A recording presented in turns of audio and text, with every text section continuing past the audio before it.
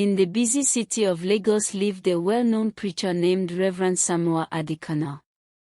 He was the founder and senior minister of Living Fire Assembly, a church that attracted thousands every weekend. The ministry owned modern buildings, employed many workers, and even aired services on television. Reverend Samuel lived in a spacious home with his wife, Mrs. Ruth Adikana, and their 2 daughters. The first daughter, Deborah, was 24. Calm, gentle, and deeply devoted to God, she was known in church for her humility.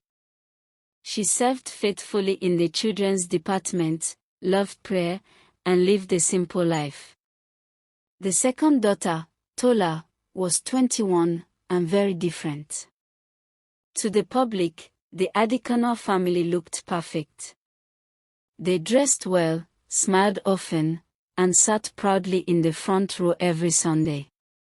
But behind closed doors, their house was full of silence, secrets, and spiritual struggle. Deborah woke up every morning before sunrise to pray and study the Bible. She avoided gossip, wore modest clothes, and cared little for attention.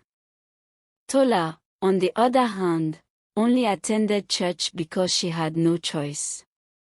While sermons were going on, she was busy scrolling through social media, chatting with wealthy men, and dreaming of luxury. She wanted fame, fast money, and enjoyment.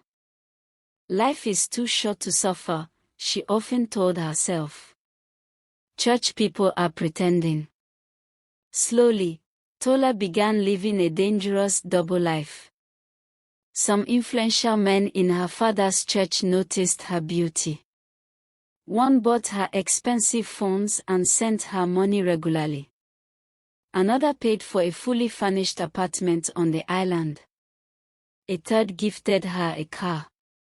At night, while her parents slept, Tola sneaked out, claiming she was attending late church programs.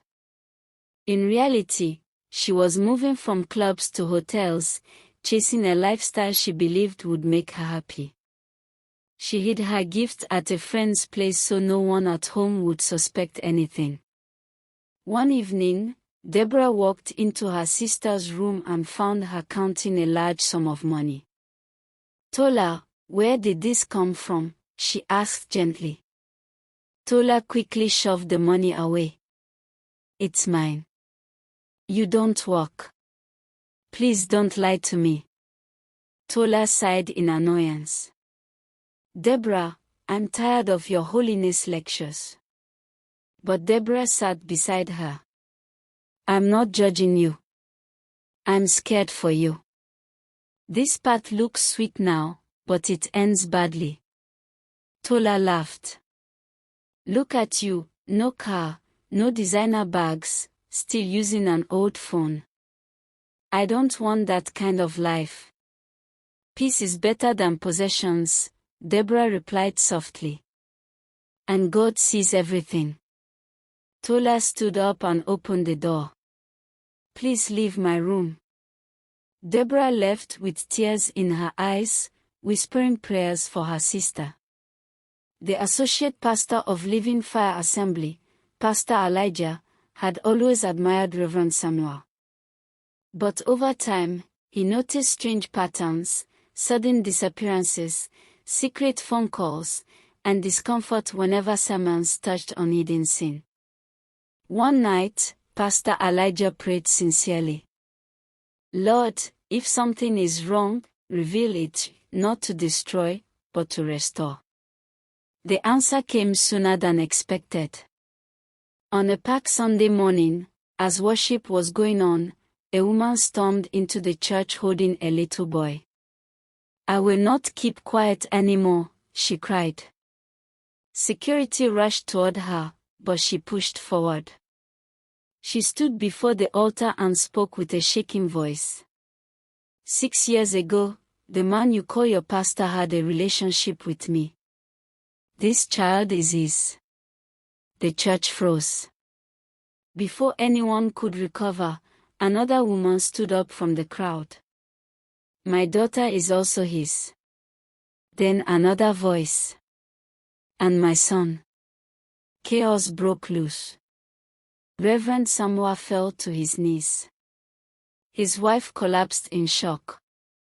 With tears streaming down his face, he confessed everything. Years of hidden sin. Years of pretending. That same evening, the family sat together in silence. Reverend Samoa finally spoke. I have lived a lie.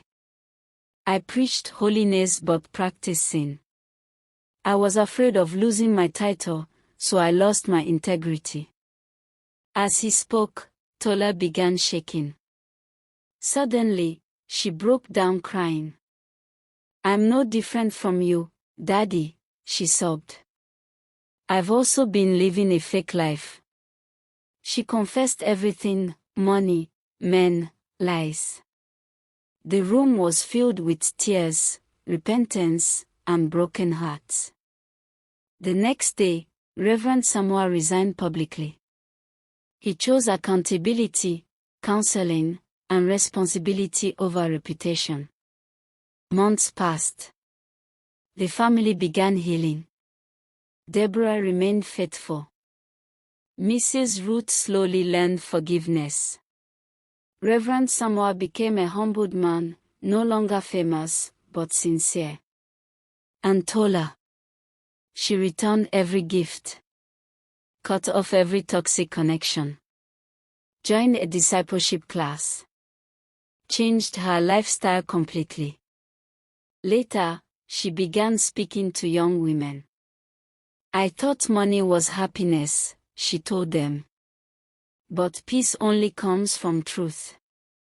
Don't wait until your secrets destroy you.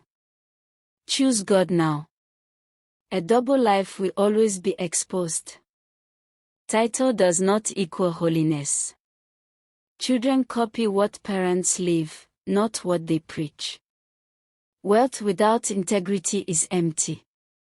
True repentance brings restoration. What does it profit a person to gain the whole world and lose their soul?